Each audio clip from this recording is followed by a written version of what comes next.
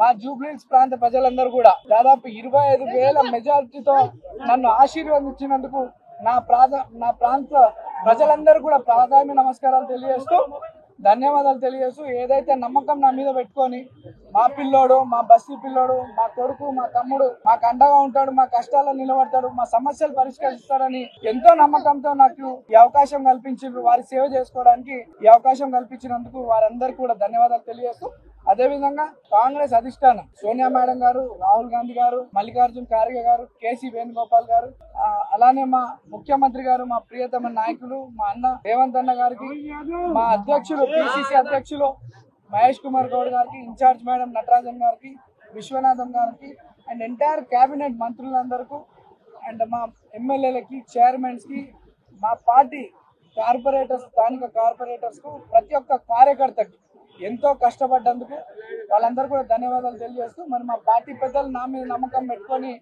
నాకు అవకాశం కల్పించినందుకు మా పార్టీ పెద్దలు కూడా ధన్యవాదాలు తెలియజేస్తూ ఈరోజు పార్టీ కార్యకర్తలు ఎంటైర్ కాంగ్రెస్ పార్టీ సిస్టమ్ అంతా జూబ్లీహిల్స్ లో ఎంతో కష్టపడి కాంగ్రెస్ పార్టీని నన్ను ఇక్కడ గెలిపించుకోవడానికి నిరంతరం కృషి చేసినటువంటి ప్రతి ఒక్క కార్యకర్త నుండి ముఖ్యమంత్రి వారికి, అధిష్టానం అందరూ కూడా ధన్యవాదాలు తెలియజేస్తూ ఏదైతే ప్రజలు నా మీద నమ్మకం పెట్టుకొని ఇక్కడ అభివృద్ధి చెందుతుందని, భవిష్యత్తు బాగుంటుందని నమ్మకంతో ఇచ్చినారో దాదాపు 200 కోట్లతో అభివృద్ధి కార్యక్రమాలు చేపట్టినాం గతంలో.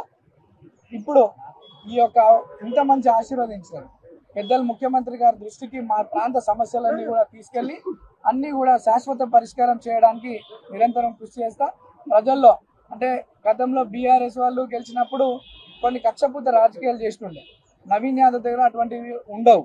నవీన్ యాదవ్ ఈ రోజు వరకే మీరు మేము ఇప్పటి నుండి మనం అంతా ఒకటే, మన ప్రాంత అభివృద్ధి కొరకు కష్టపడదాం, కలిసి పని చేసుకుందాం అని చెప్పి సందర్భంగా తెలియజేస్తూ మరి మా అనేక దుష్ప్రచారాలు బీఆర్ఎస్ పార్టీ వాళ్ళు మా మీద, నన్ను, నా కుటుంబ సభ్యుల్ని అనేక తప్పుడు ఆరోపణలు చేయడం జరిగింది. వాటికి ఈరోజు ఈ సమాధానం మా ప్రజలు వాళ్ళకి ఇచ్చినారు.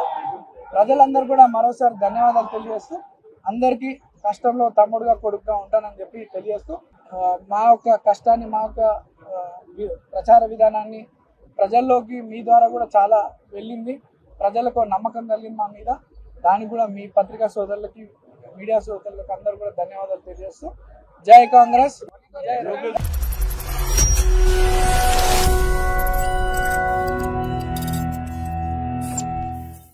Subscribe us and press the bell icon for more interesting updates.